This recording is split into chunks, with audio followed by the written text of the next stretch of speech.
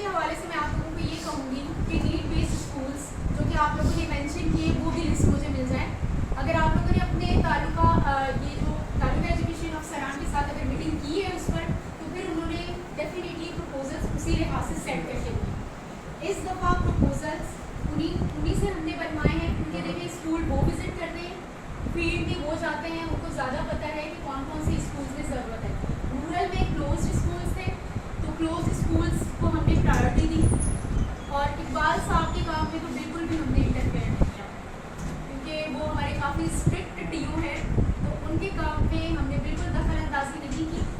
उन्होंने जिस तरीके से प्रपोजल सेट किए और उन्होंने भी मद्देनज़र रखा है कि जहाँ पर ज़रूरत है टीचर्स की और जहाँ पर